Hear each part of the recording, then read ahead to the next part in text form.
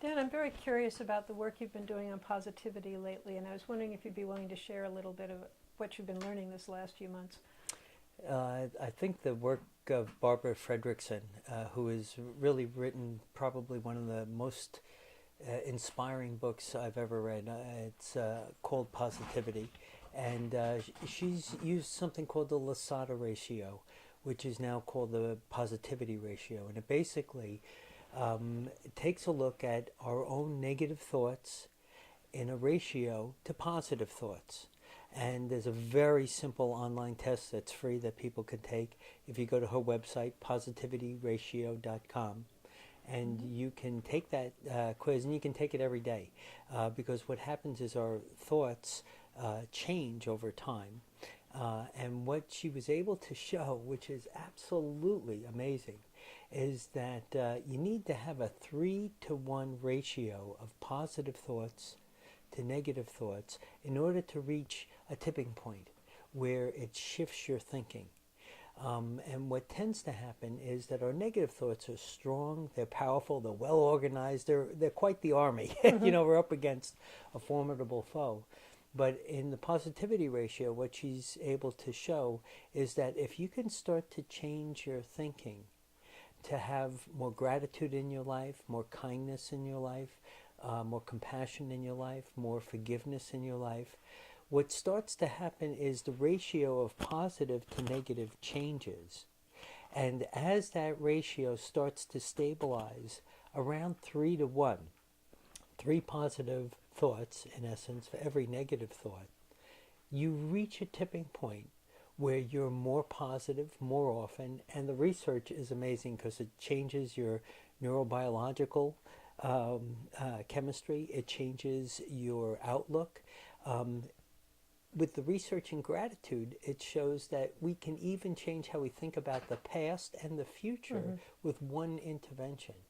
So the stuff on positivity is very, very hot these days. Very, very So cool. I'm just wondering, how does somebody keep track of their thoughts? I mean, I don't think I think about how I think. So Right. I'm just wondering how that works. If I were to take that quiz, how would I It's a great question. grade my thinking? None of us do. But these are 20 questions, so it takes you maybe 2 or 3 minutes. And basically, 10 of the questions have to do with a negative style of thinking, like I often don't think things are going to work out or something along those lines. And the other 10 have to do with positive outlook. So you're looking at the ratio of the number of negative thoughts to the number of positive thoughts. And as you go through and do that, you start to assess, basically within the last 24 hours, how your thinking has been orchestrated. So it's not thought by thought, but it's really taking a summary. So if I asked you to think about your last 24 hours and you take that survey, you'll start to see that there's a pattern. Originally, my pattern was about 2-to-1 positive to negative, and I thought that was like okay. But the truth is, over time, once you reach that critical mass, you start noticing things in a different way. I was wondering if the exercise, if you will, of taking the quiz every day starts to make you more sensitive to both the Absolutely. positive and the negative. And if you really want to increase your positive, you're going to go, oh, I need more positive thoughts today. Absolutely. So I'm just wondering if the quiz is actually an intervention in that way. I couldn't agree more. It's Actually, sort of fun. she has a great thing where all you have to do is count the number of times you're kind in a day. Right. That's all. That's all the And intervention it'll is. make you more kind. And whatever we pay attention to tends to increase, Right. you know. Right. So when I first did it, it was like, oh, I was kind 3 times.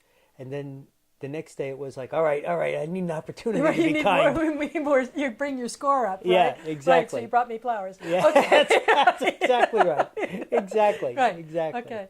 Yeah, very, very interesting. And this research is now becoming much more public. Is that right? Yeah, there's a lot of books out there on positivity, but positivityratio.com is a good place to start, and that'll branch out into the other material that's Okay, out there. thank you.